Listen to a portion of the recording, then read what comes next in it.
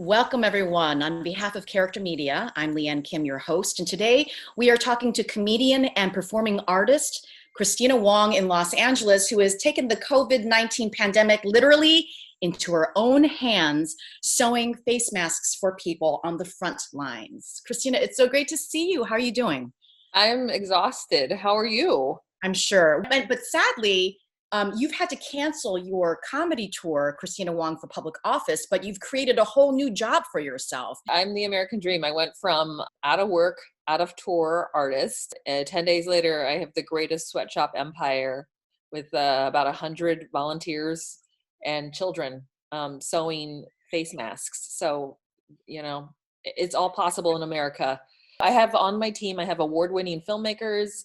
I have people with master's degrees. I have people who've run giant nonprofit organizations, cutting and sewing and ironing. We've all been equalized by this whole experience. We have no egos anymore. We're just trying to help people in the front line stay alive because their health is our health. We should emphasize, while we jokingly call it a sweatshop, nobody is making any money and everybody is volunteering their time, which, is just such a wonderful thought because, all of us are very anxious and feeling uncertain during these times. And here's an effort that's bringing out the goodness in people. As an artist who my whole life has been reminded how non-essential my work is, or how extra my my line of work is, and how we don't need culture as much as we need doctors. I have one skill that I've used as an artist in my career, which is sewing, that now can help save people's lives and provide a critical last resort barrier between them and getting sick. So I'm going to use it. I'm going to deploy this. If you, like me, were getting emails from nurses saying, I'm afraid I'm going to die if I go to work, and all they're telling me to tie a bandana around my face, you're going to help them. And so that's what I'm doing. So I don't need to make money on this. I need to step up and be another human to another human. I could sit here and complain about how I have no income anymore, how all these events were canceled. But guess what? This is happening to everybody. It's not just about you and you're canceled, whatever. So what are you going to do about it? Because it's been a couple of weeks. And if you want to step up, you have the power to step up. Right. There's a sense of urgency to the work because people are dying out there. And even though we have probably millions of face masks on order from other countries, you guys are really, truly filling in that gap. And how wonderful it is that you started just yourself by making face masks. You said that you were churning out, 25 a day? And that's not enough to fill the millions that we need, but it is something. And I'm not going to lie and tell you, oh, me and my sewing team, we can fix this on our sewing machines. This is a slow process. We are dealing with a government and a public health system that was not prepared to have us armed with the millions of masks that we need out in the market to keep everyone safe. And so, this is what it has come to.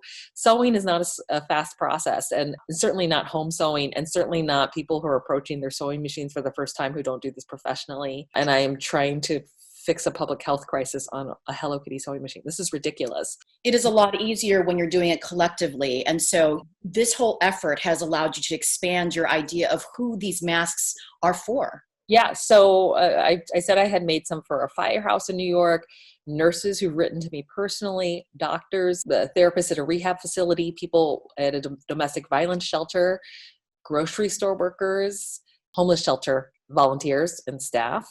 But someone has to help take care of the shelter. A lot of requests early on came from people who wanted them for their grandparents or parents, some for pregnant women, or people who have chronic illness. But beyond that, it was social workers visiting clients still, mailmen.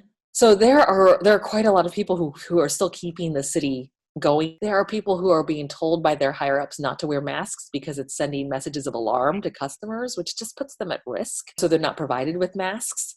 So those are the people who are writing me, and I'm trying really hard to coordinate all these aunties to sew as fast as we can. What's the best way for someone to request a mask?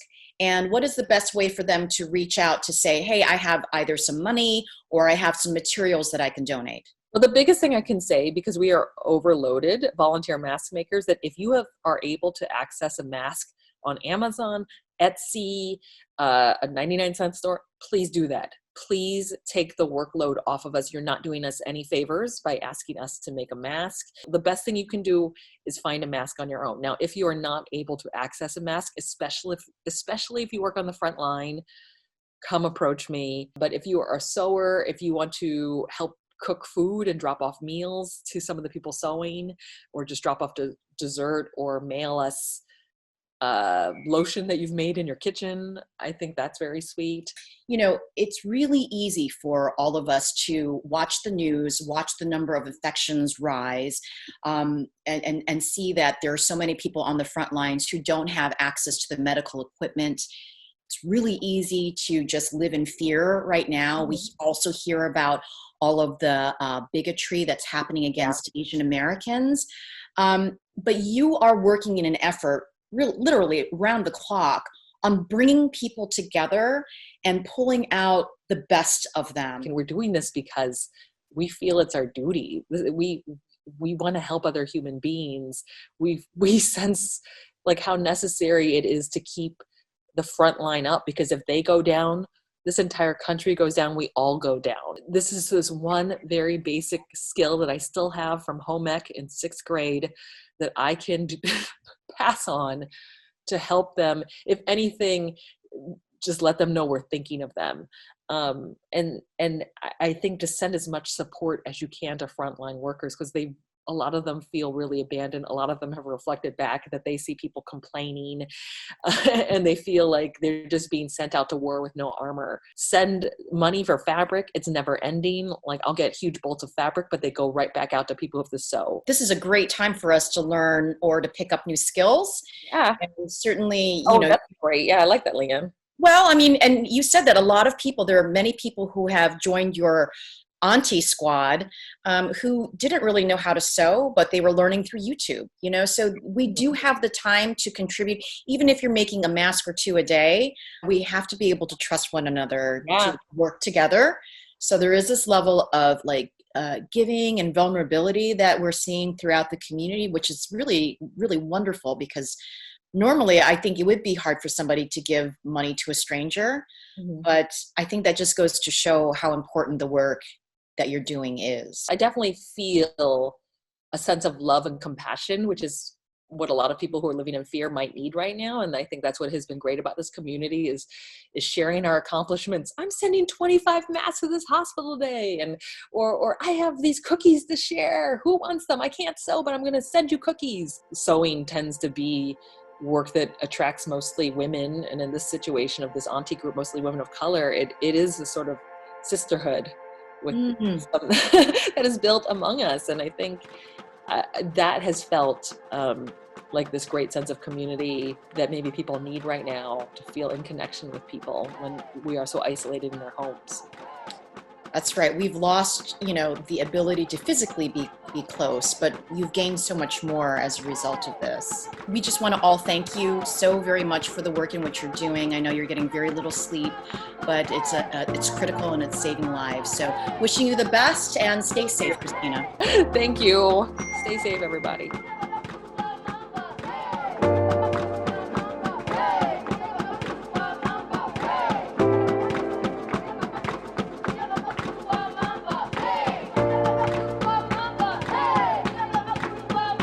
And it's weird when people are doing drop-offs and they're wearing the masks I'm making, because it's like, is this how Tommy Hilfiger feels when he when he sees his stuff on the street? Like, you might have to start making your own labels on the side. So weird. The Wong Empire. It feels like, wow, this is really unreal, and I feel like I'm doing something that they really critically needed. Just sort of sending a little piece of love. Yeah, we all need that. We all need a little bit of love.